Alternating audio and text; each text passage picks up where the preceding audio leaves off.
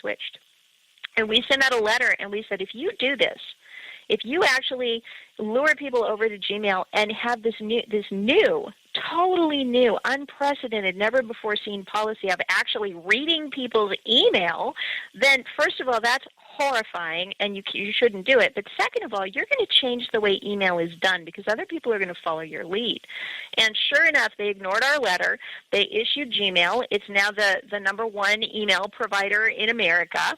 And they, sure enough, did lead the charge because now everybody from Hotmail to Yahoo to you name it is reading your email. They all capitulated and gave in to this new system. What we didn't realize in 2004 when we wrote that letter is that not only was that going to change the way email was done, but that was going to change the way the entire Internet and all the apps on your phone, which didn't even exist then, how all of that stuff is funded. Because now the model is no matter what you get for free on the Internet or whatever app you get for free on your phone, you are always providing massive amounts of personal information in exchange for it. I'll give you an example, MailChimp.com, which manages people's mailing lists. Actually, if you look at the other side of MailChimp, not the free service that will manage your mailing list, but the other side, which is their research services, they say we can tell you exactly what the cross linkage is between people who are on this kind of mailing list, maybe interested in fly fishing, and this other kind of mailing list where there may be Republicans supporting Rand Paul. They know everything because they read the contents of the emails that they manage through their mailing list, and they closely look at all the email addresses of all those individuals. So if you're using MailChimp to manage your mailing list, it might be free, but you're giving them your entire mailing list. You're giving them private, confidential email addresses of individuals and letting them know and letting this company know what those individuals are interested in so they can cross-reference it with other things those people are doing. So that's just one example, and it's one of thousands of examples that literally every single thing on the Internet that is so-called free now is no longer funded by advertisements. Remember, in the old days, they used to just put an ad on the page, and you'd look at the ad, and that's how they paid for it. Nowadays, they pay for it by sucking up your private information. And Google was the company that pioneered that concept back in 2004. So back to our solution, I actually work with the team at startpage.com, which is based in the Netherlands, based in Europe. It's a wonderful company. It's family-owned. I know all the people. We've broken bread and had meals together. I've known them for over 6 years. And 4 years ago, I said to them, listen, we've solved the problem of the search engine. No longer do people have to Google it. They can now start page it. But there's a problem with people's email, and we need to create email that is private. And so we spent literally 3 years building an email program from scratch, from the ground up, to incorporate all of the Ed Snowden revelations and all of the latest technology for protecting people's privacy. And it's called StartMail. It's at startmail.com. And you can watch a video I put together which kind of explains what it does. But what we've basically done is created an email program where not only do we not read your email, but we allow you to encrypt it using almost military-grade encryption so that nobody else can read it either, not your ISP, not your friend's email service, not the NSA. If they're monitoring you, nobody can read it, and we can't read it either. So it's one click. We use PGP encryption, which has been around for many years, but has been really hard for people to use. It took me 6 months to learn back in 2000, and then I couldn't find anybody else to do it with me, so I stopped using it. But now we've got it so easy that your 6-year-old granddaughter or your clueless cousin in Des Moines can use this program and literally click the button that says encrypt this email, and they will have military-grade privacy on their email. So that's at startmail.com, and I'm super excited because I believe that between just these two tools, we will eliminate probably about 75% of the data flowing into the hands of these huge corporations on the Internet. And then the next step is to figure out just how to say no to all the stuff flowing into our homes. Exactly. There's another, this is really good. I didn't anticipate the direction we would take, but I'll tell you, people want solutions to this. They really do. And I get asked all the time, what can we do? How can we kind of drop off the grid, so to speak? Well, the fact is you can't drop off the grid entirely. But that doesn't mean you have to give everything but your kitchen sink to companies like Google either. So securing your email, securing your search patterns, that's something that's a big one. That's just a big gimme. You're just giving away everything that's in your head, and you can stop that right now. I know there's a small fee for Start Mail, but there isn't for Start Page. Yeah, let's talk about that, because when I send a piece of mail through the Postal Service, I actually pay 50 cents for a stamp to send that first class and have it go through the mail. Right. When you send an email, though, the expectation is that it's going to be totally free, which means somebody's going to be reading it, which means somebody's going to be storing and cataloging all of the things that you say. So when I told our team, let's develop Start Mail, they said, well, are people really going to be willing to pay for it? And I took a gamble, and I said, yes, I believe they will. I believe people are willing to pay for it. And we calculated out what it would cost us to run the program and still be able to pay the engineers so they can feed their families. And it worked out to $5 a month to be able to do private email. And $5 a month, we actually now are running a special, which I'll tell you about. If you use the coupon code, and I realize people are going to be hearing this interview from years to come, so I'll give you one coupon code and a place to get another one. If it is 2015 when you're hearing this interview, you can use the coupon code 2015 at startmail.com to save $5 off and get 2 free accounts with your account. So you will, for $54.95, which is $5 a month minus $5, you will get a 1-year StartMail account and 2 free companion accounts for your friends. And so what you want to do is you sign up at startmail.com, you give the coupon code 2015, and then you take those 2 accounts and you give them to the people that you write to the most. So let's say that's your spouse, your best friend, your business partner, your attorney, your mom, whoever that might be. Give those 2 accounts to them. Take the time to learn how to actually set everything up. It'll take you about 10 minutes, and you'll all be set, and then you can immediately begin writing encrypted private email to one another that nobody can read.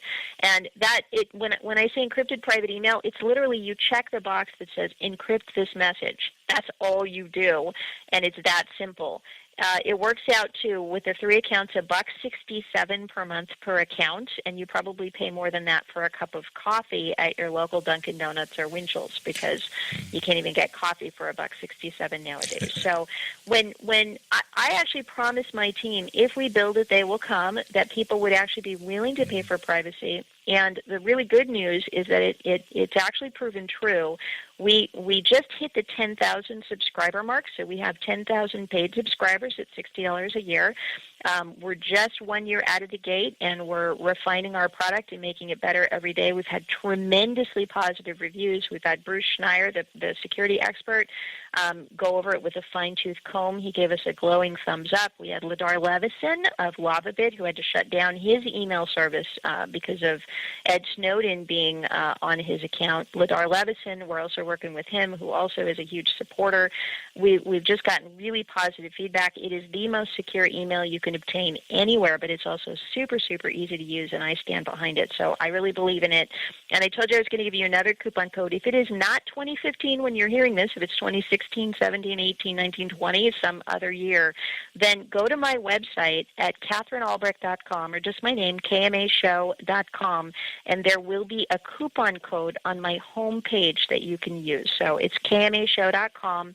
And there will be a coupon code pretty much from now until forever, so I will always provide one on there for people to use, because I really want people to take back their privacy. Everybody says it can't be done, it's impossible, they're always watching. It's just not true. There are things that you can do, and it may take kind of getting used to a newer system, but heavens, I mean, think about how much you pay for curtains.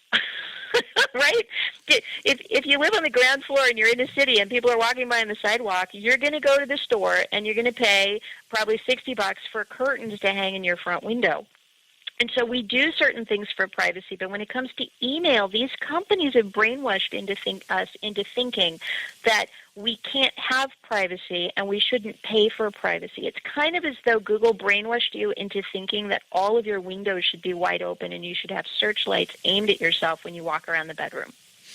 This is a mindset. You don't have to be a victim. And we're just describing easy things that can be done, low-hanging fruit that can be done to close some of the gaps of private information going out. There's 2 more big holes. that I addressed in an article from last August that was entitled "You Can Beat Government Hacker Surveillance." We're talking about this exact thing. In that article, actually, I mentioned Start Page and also Start Mail. But the other two big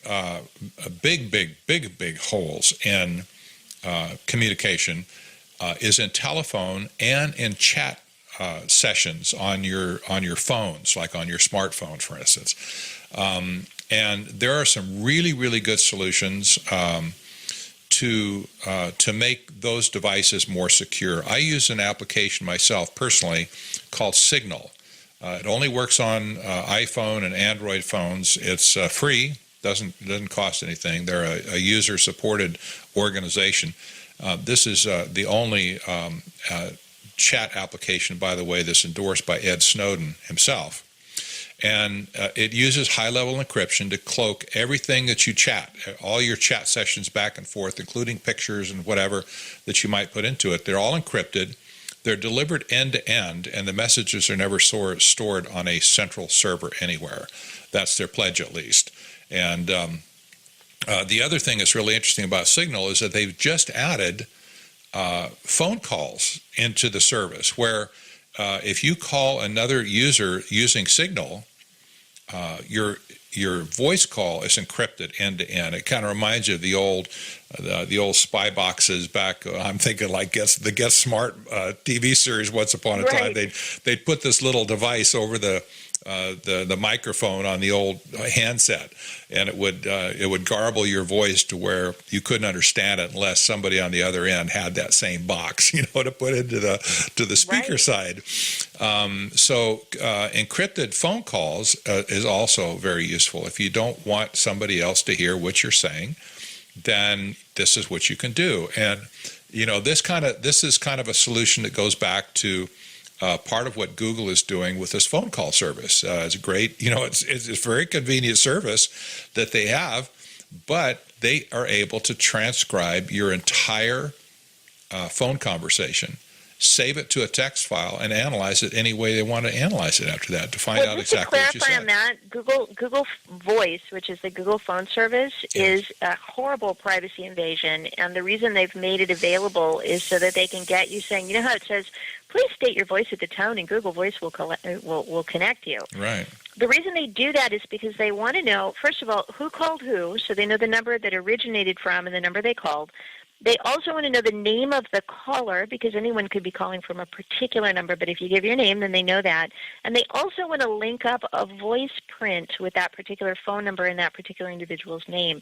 So as a result, Google has created an enormous, immense catalog of not fingerprints of Americans, but voice prints of Americans, because we use this Google Voice service. So when I call a number and it says, please state your name at the tone and Google Voice will try to connect you, I just sit there silently. I don't say a word, because Google is listening to that. Now, once the connection is made, once you actually connect to the other party, it is my understanding, and it is Google's policy, that they do not listen to your conversation beyond that. But we really have no way of knowing how much they have the capability of listening to. If they had a warrant, or if they had a rogue employee, or simply an NSA backdoor, could they listen to that conversation? And that's a big question mark. What they are able to do, and what they do acknowledge doing, is that if you call a Google Voice subscriber and you leave a voicemail, then they will get your name, your phone number, the time you called, and an entire transcript of the voicemail that you left. So I tell people, be really careful with Greek-sparing gifts, or in this case, geeks-sparing gifts.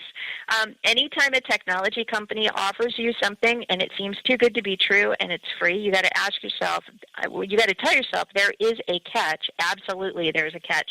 And what is it?